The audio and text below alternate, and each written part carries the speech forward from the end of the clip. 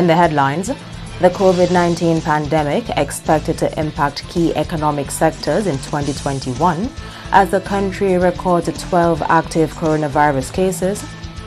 The DHTA says despite the COVID-19 pandemic, 2020 was a successful year for advocacy and increased membership.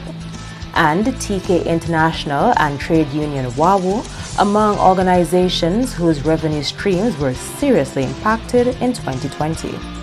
I'm Andrea Louis with the Channel 5 News, back with the details after this.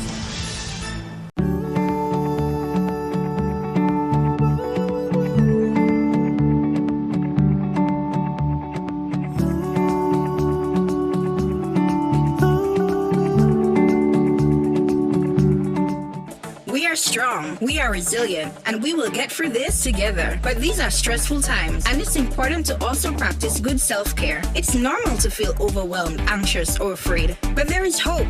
Reach out to someone, connect with your friends, stay in touch with your community, and know that you are not alone. We're in this together. This is a public service announcement from the Dominica Red Cross.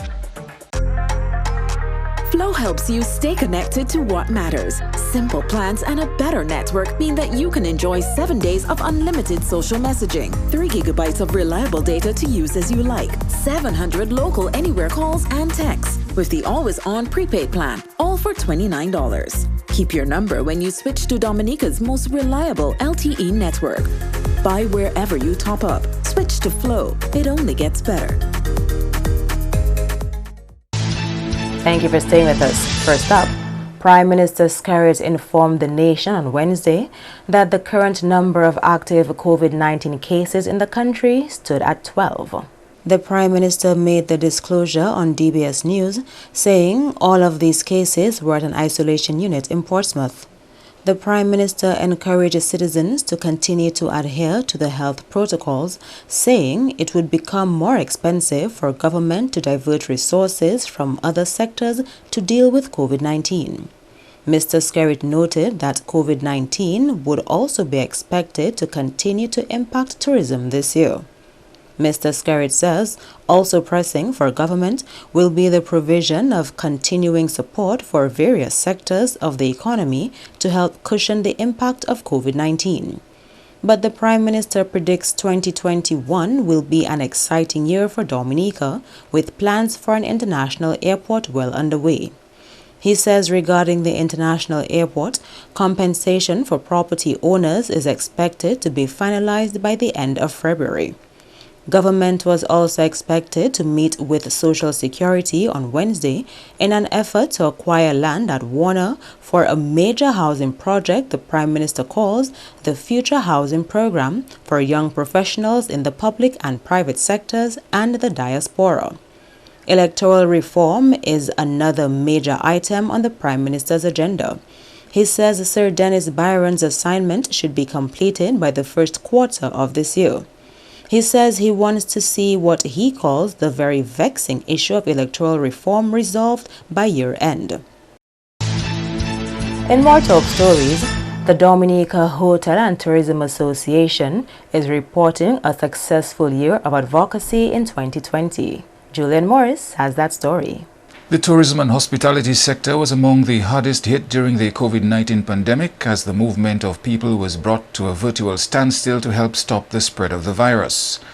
Dominica was no different, and several establishments had to close their doors and send home staff as their income stream had dried up.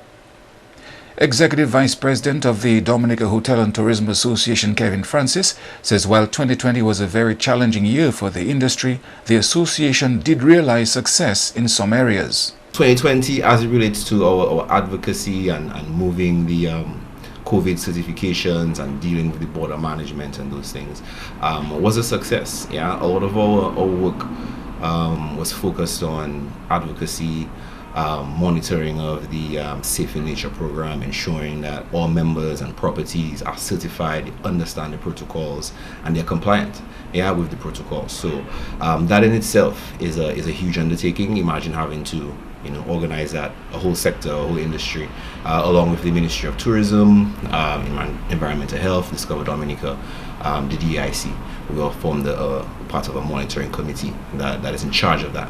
Another positive aspect of 2020 was a growth in membership for the DHTA, bringing it back to its pre-Maria levels. My membership definitely grew in 2020.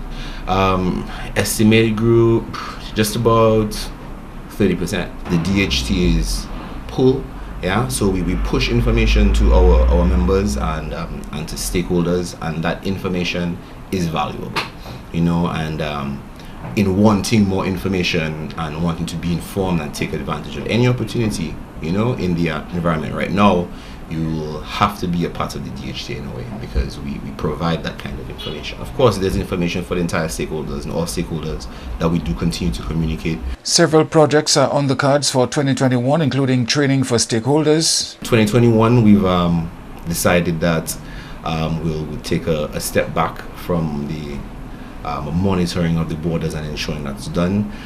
We've been able to put a few things in place that make us comfortable enough to start our own projects. Recently, we've been able to work with the information officers at the airport. So the sole purpose for these information officers is to kind of orient our inbound visitors, help them book certified accommodations.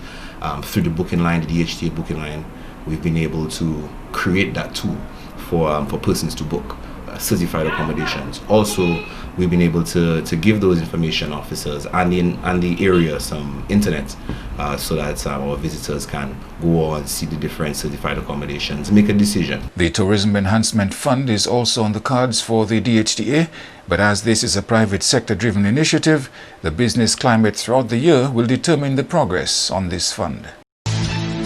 In more developments, the 2017 revised laws of Dominica to be available to the public shortly. In the latest cabinet update on Tuesday, Attorney General Honorable Levi Peter said the 2017 edition will replace the revised laws of 1990. At its weekly meeting, the Cabinet of Dominica approved the making and gazetting of the following free commencement orders. 1. The Law Revision Inclusion of Authorized Pages Prescribed Date Order 2020. 2. The Law Revision Omitted Acts Prescribed Date Order 2020. And 3. The Law Revision Miscellaneous Amendments Commencement Date Order 2020. These free orders, together with 3 previously enacted pieces of legislation, namely 1. The Law Revision Inclusion of Authorized Pages Order 2019, number 1 of 2019. 2.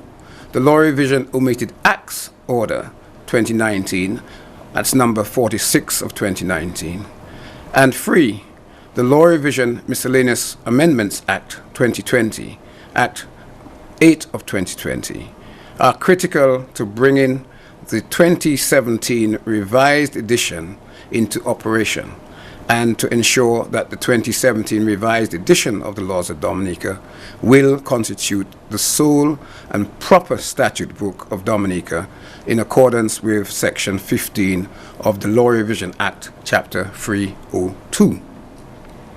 The 2017 revised edition of the Laws of Dominica is comprised of 12 volumes bound in 15 binders and constitutes a general revision of the Laws of Dominica. The 2017 edition will be operationalized over the coming weeks and will replace the 1990 revised Laws of Dominica. The first batch of the sets of the revised laws have been received, and it is proposed that these sets will be issued to the designated ministries, departments, and officials over the coming weeks. Sets of the revised laws will also shortly be made available for purchase by members of the legal profession and members of the public generally. The price and other details will be made known in a subsequent statement. In more news, a review of the revenue structure of the Waterfront and Allied Workers Union, WAWU, topped on its agenda for 2021. Secretary-Treasurer of the WAWU, Curtis Augustus, says several events in 2020 led to the union re-evaluating its union dues. Initially, I could say that for 2021, that we have to address seriously the question of the finances of the union, because we have realized in 2020, occasioned by the advent of the COVID pandemic, that we have lost membership. And once you lose membership, then you lose revenue. Now that impacts in terms of the amount of service and representation that we could give at any one time. Augustus pointed out that the union had been faced with a similar challenge in the past, but does not want to have to resort to those similar measures. I do not want to resort to a strategy that we were forced to some years ago, when we had one of two things to do, is to pay our staff late and or to reduce it by 10%. We did, and relatively quickly afterwards we were able to restore it to normalcy. We would not want to go that way this year, although all of the indicators forces us to consider it, because you cannot have staff working and not being able to get paid on time. The Secretary-Treasurer says a review of the revenue stream is long overdue, as it has been several years since any structural adjustments were made. So I believe that that we have to seriously address the question of the revenue intake of the union, because we haven't had any adjustment in the union dues for almost 20 years. And we cannot continue in that way, because other costs are going up and our revenue remains almost the same. So I think that a decision will be made to seek an increase in the union dues, and once that is done, then we would monitor to see what the impact of such would be. You are watching the Channel 5 News. Stay tuned for more after the break. A new in-home experience is here. All your services bundled into one simple plan. Faster, more reliable Wi-Fi so that you can binge, play, and stream uninterrupted. Unlimited Flow local landline minutes mean you can talk and talk and talk. Plus the best in TV entertainment with over 120 channels and 29 in HD. All for $160 a month with the new all-in bundle. With Flow, it only gets better. We are strong, we are resilient, and we will get through this together. But these are stressful times, and it's important to also practice good self-care. It's normal to feel overwhelmed, anxious, or afraid. But there is hope. Reach out to someone, connect with your friends, stay in touch with your community, and know that you are not alone. We're in this together. This is a public service announcement from the Dominica Red Cross.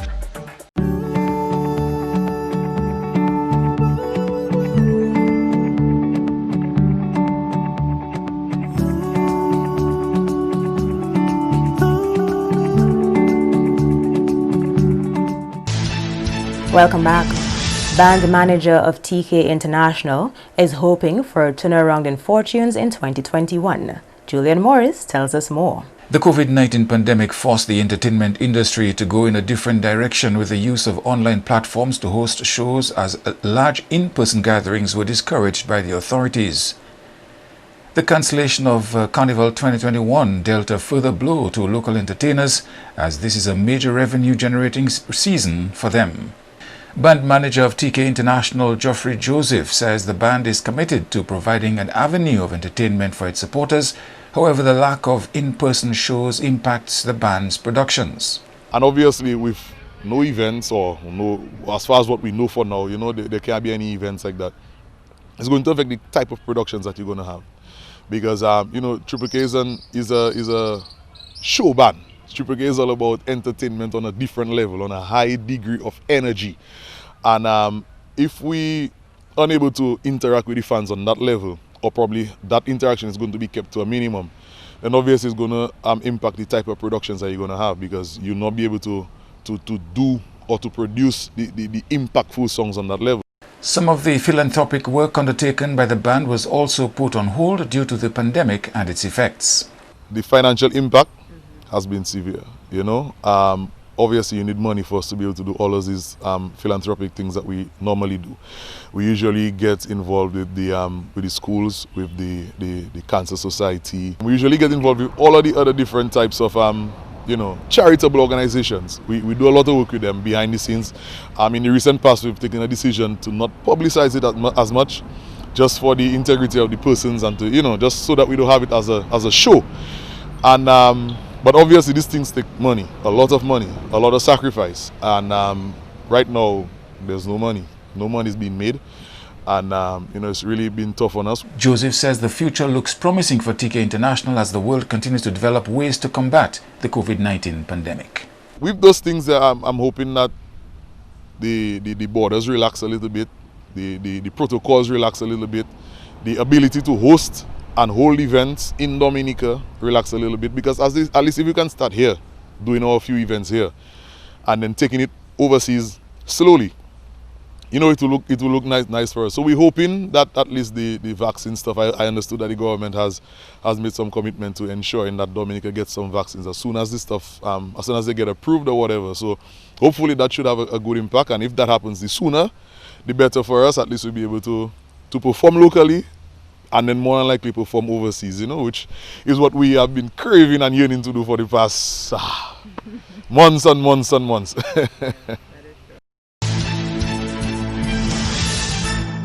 The Cayman Islands government received its first shipment of the Pfizer-BioNTech COVID-19 vaccine on Tuesday.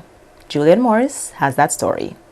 9,750 doses arrived on the British Airways flight.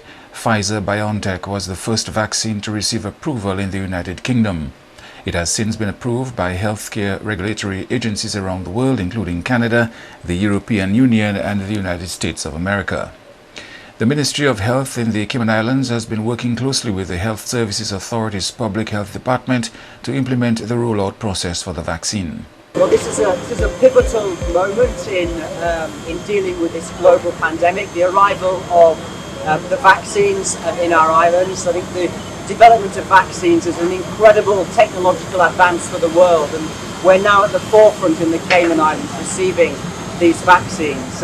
I want to say thank you to the UK government, which is providing vaccines to all the overseas territories free of charge. This consignment, our first 10,000 doses, cost £200,000 UK pounds to be provided free of charge. This is a trial run. If we can show that this works well, because the Pfizer vaccine is quite difficult to handle because of the cold storage, if we can show this can be made to work and we can roll vaccines out successfully over the next few days, I'm confident we'll get another batch of vaccines either on the next BA flight or the one after that. We are absolutely confident, and I am absolutely confident, that the vaccine is absolutely safe. Hence the reason why I have agreed to be among the first to take it. Regardless of what vaccine there is, when you're dealing with billions of people, there are bound to be some people who suffer ill effects as a result of it. But what I think all of us should be aware of now is that almost 2 million people have died as a result of COVID. So if we don't immunize ourselves, eventually Cayman is going to lose this bubble. We cannot hold on to this indefinitely. We cannot keep the borders closed indefinitely. The vaccine is the way out, as I say, not just for Cayman, but for the world. And I am hopeful that by the end of March, we will have been able to immunize enough of our residents that Cayman can resume an even greater sense of normalcy, and we should be able to travel much more freely and to allow people into our country without so much trouble. As we've seen, majority of people that takes Pfizer vaccine, it works. I was a bit skeptical at first. I can tell you, very skeptical. I did my research, you know, and if you see me take it, anyone can take it. And I can tell you that this is safe, and we have a unique opportunity. As said before, we're only 65,000 people. It's about 42,000 people to become a herd immunity, for us to get herd immunity. And I want you all to encourage everyone. There's a lot of negativity going around. There's a lot of messages going around about reasons why not to take the vaccine. I can tell you we need to, if we want to get back to some normalcy quite quickly, we need to encourage people to, as what you'll see us do on Thursday, take the vaccine. Health officials emphasize that the vaccine will be voluntary and encourage residents to do their own research when making decisions for their families. The vaccines will initially be available to those at age 70 and over. It will also be available to certain patients in high-risk categories, healthcare workers and other high-risk frontline staff. It will be taken to those who are housebound and administered by a public health official should members of the public desire this option. When there is better availability of the vaccines, the offering will extend to those aged 60 and above who are part of the first stage of vaccination. And St. Lucia's Prime Minister has expressed a willingness to assist the government and people of St. Vincent in light of the eruption at the La Soufrière volcano. Residents of St. Vincent and the Grenadines have been told to be ready to evacuate after La Soufrière started acting up recently after a long period of dormancy. Don Nicholas of DBS TV St. Lucia has details. Prime Minister Alan Chasney says St. Lucia is monitoring the situation involving La Soufrière volcano in St. Vincent and the Grenadines very closely because it will have implications for St. Lucia. He has already contacted Prime Minister of St. Vincent and the Grenadines, Dr. Ralph Gonzalez. St. Lucia, he says, stands ready to provide assistance to potential evacuees. Several hotels on the island have been contacted to allocate rooms for that purpose. Contingency plans to provide medical support are also in place, and there have also been concerns about the poor air quality should there be an explosion. Nemo here will continue to update the local public on the situation. I think right now for St. Lucians is to be on the guard, meaning that there may be things that we have to do very quickly, but to be comforted in knowing that there are several eyes watching the situation, and we're in constant contact with the government of St. Vincent and the Grenadines. We're in constant contact with SEDEMA and also with the seismic office in Trinidad and Tobago. There is a lot of good experience that's being made available to us, or expertise that's being made available to us. And certainly NEMO will continue to provide information on a needs-be basis. Last week, an emergency meeting to discuss an OECS response to the situation was held. Authorities in Martinique took part since Mount Pelée there has also been acting up. Prime Minister Chasney is very satisfied with the level of support offered by the OECS members. To our brothers and sisters in St. Vincent and the Grenadines is really to remind them that this is a Mother Nature, and therefore there's not a lot we can do other than to be prepared and to give them the assurances that the people of St. Lucia stand by them, and they should also be heartened the fact that all the members of the OECS and also the wider CARICOM are here to give them any necessary support that they have during this very difficult time. One of the scientists monitoring the La Soufrière volcano in St. Vincent, which began erupting 1 week ago, says residents should remain on high alert but not panic about the situation.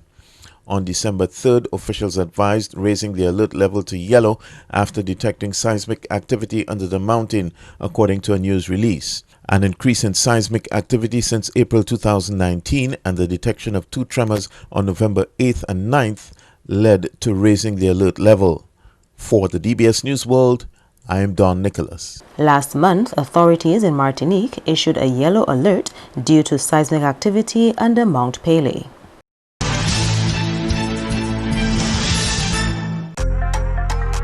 Flow helps you stay connected to what matters. Simple plans and a better network mean that you can enjoy 7 days of unlimited social messaging, 3 gigabytes of reliable data to use as you like, 700 local anywhere calls and texts with the always-on prepaid plan, all for $29. Keep your number when you switch to Dominica's most reliable LTE network.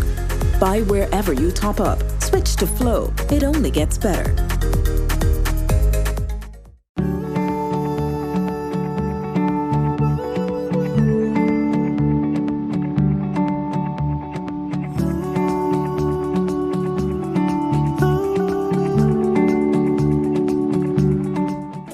are strong, we are resilient, and we will get through this together. But these are stressful times, and it's important to also practice good self-care. It's normal to feel overwhelmed, anxious, or afraid, but there is hope. Reach out to someone, connect with your friends, stay in touch with your community, and know that you are not alone. We're in this together. This is a public service announcement from the Dominica Red Cross. A new in-home experience is here. All your services bundled into one simple plan. Faster, more reliable Wi-Fi so that you can binge, play, and stream uninterrupted. Unlimited Flow local landline minutes mean you can talk and talk and talk. Plus the best in TV entertainment with over 120 channels and 29 in HD, all for $160 a month with the new all-in bundle. With Flow, it only gets better. To end the news, the headlines again.